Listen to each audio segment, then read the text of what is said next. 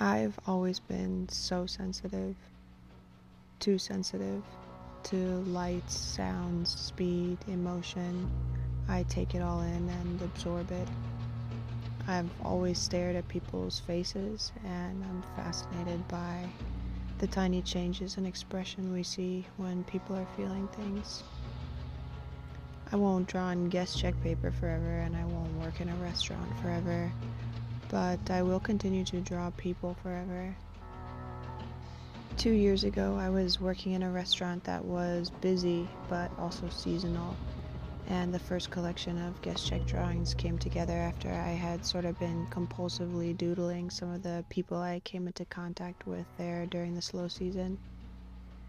It was partly out of boredom in the beginning, and then I decided to stick with it when I realized I had done quite a few of them.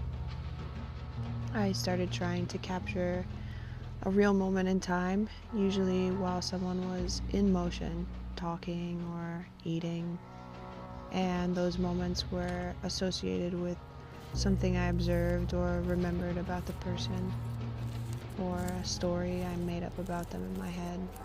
All the artwork was done on paper from the restaurant ordering pad with regular blue and black Bic ballpoint pens, and most of the drawings I started while sitting in a corner at the restaurant, and then I would bring the drawing home and add more details and add white paint. I did also take photographs of strangers sometimes to use as reference, always blurry and from far away, so some of the final drawings are probably just loose interpretations of the person. I'm not trying to invade anyone's privacy with the project. I think we all take notice of our surroundings and the people that we pass. And I started viewing it almost like street photography, but then in the form of illustration. And the truth is that there are lots of people who can draw people, and lots of them can do it way better than I can. But my goal became to communicate a feeling based on a moment in time, and one that felt like it had a story, something about the person that was brought to life somehow with a pen.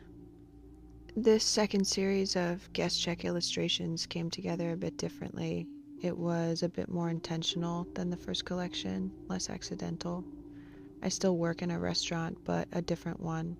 It's a lot smaller and more intimate, and it would have been impossible to try and draw customers there during service, and way too weird to take photos of them. So I bought restaurant paper that was similar to the paper from the first series, but a little different. And I started trying to draw people I saw at local coffee shops and stuff.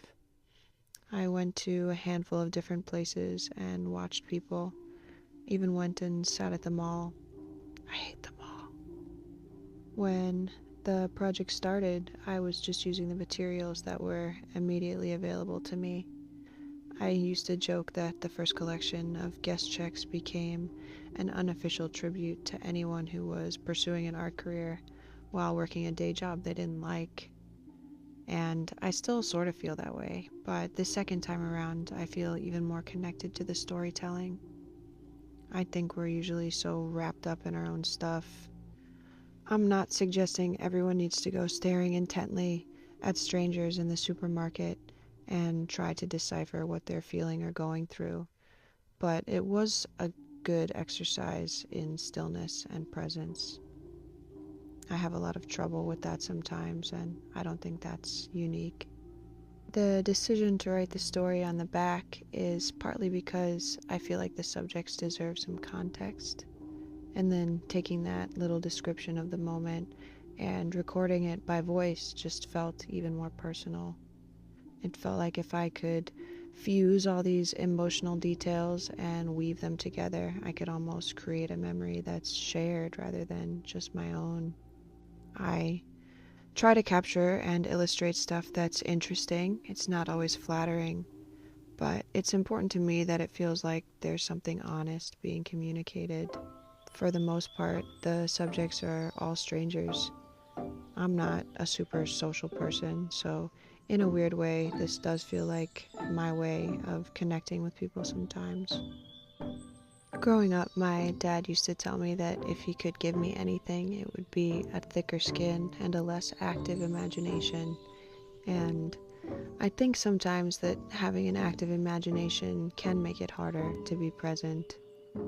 Existing in the world as someone who's sensitive, or really just existing at all, the only way to survive, I think, is to learn how to transmute some of the emotion. The thing that makes it a gift is that it can actually generate so much energy with the stuff that's brewing inside of you. And the only objective I've ever really had with my art is to communicate a feeling, to isolate a moment in time on someone's face and translate it somehow into this painted version of a shared memory. My heart is really in the paintings that I do of people who are usually half real and half imaginary, but who all have their own stories too, I think. So I hope to share those with everybody next.